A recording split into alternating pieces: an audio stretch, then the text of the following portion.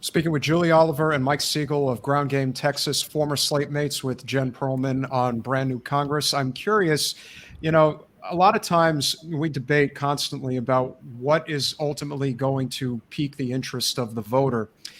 I don't particularly find that especially the independent voter, I would say specifically, really cares very much about the party politics stuff. They really care about issues. And I'm curious if there are specific issues that you find that voters really do respond well to.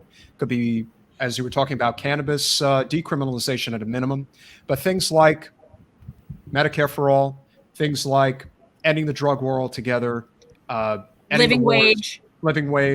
What are the types of issues that Texans are responding to, regardless of party affiliation? Yeah, that's a wonderful question. And again, if you look at the data shows that people do care about these issues deeply. They do care about, and I ran primarily on Medicare for all because my background is in healthcare finance, and it was something that I could easily kind of explain from my vantage point. And I could get Republicans to say, wow, that's a really good idea. Why don't we have this? Like, yeah. Why don't we? But I think, going back to just even what the 2020 elections look like, healthcare was obviously an important issue. But Mike and I, as DCCC approved candidates, were told to campaign on affordable healthcare. Well, that doesn't mean anything. That's a nothing. That's a nothingism. It's a nothing burger. I'm sorry, that's a giant nothing burger. Talk about protections for pre-existing conditions. Well, if you're 65 and older and on Medicare, that's non-existent. Medicare covers it. And if you're one of the 31 million people who are uninsured and an additional, 10, 20 million who are underinsured, protecting pre-existing conditions doesn't mean anything. Let's be substantive. Mike and I stand for, and we think the Democratic Party should stand for, three things. It's easy: workers, wages, and weed. And another framing is, climate, care, jobs, and justice. But it's very, very simple. Yeah, I think another issue in Texas that is something that could be tricky is immigration. And it's one of those things. I actually clerked in the Western District of Texas, and the magistrate judge that I clerked for, mostly what we heard were cases from the border. That was like a huge thing, and what's going on at the border. And it is one of the things that the Republicans use to really instill fear, dredge that up, get everybody out and anti-immigrant. And I think Texas is someplace where that is definitely visible, especially given this whole that now Biden is continuing to build the wall. And so, yeah. And it's like, I look at Texas and I think, okay, last time you guys had a power crisis and couldn't have power for however many days, but yet we have the money to put up a giant wall between us and Mexico.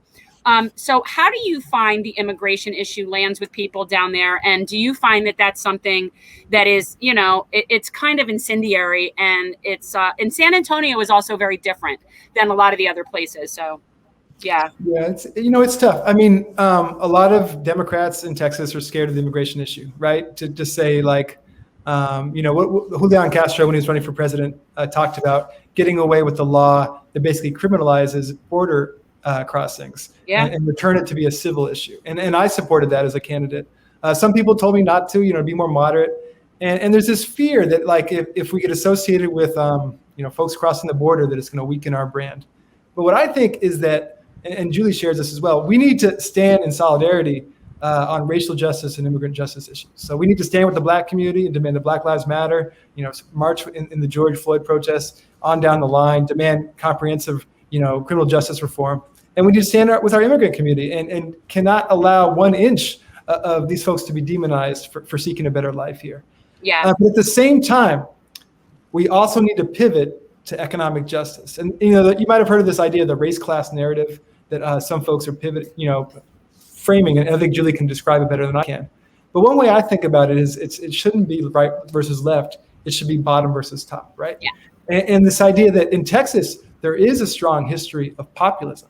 I mean, going back 100 years before, like if you read this is one of the famous books in Texas, the biography of LBJ, it's like 4 or 5 volumes. And you ask anyone if they've read it, they're like, I've read some of book 1. But like LBJ's dad was a populist, like from that old like agrarian populist movement. And that strand is still there. And I think you're talking about the power grid issue is so perfect because to me, that should be the response to anything Greg Abbott wants to do. Like you're taking emergency relief money for this border wall stunt and you can't fix the damn grid.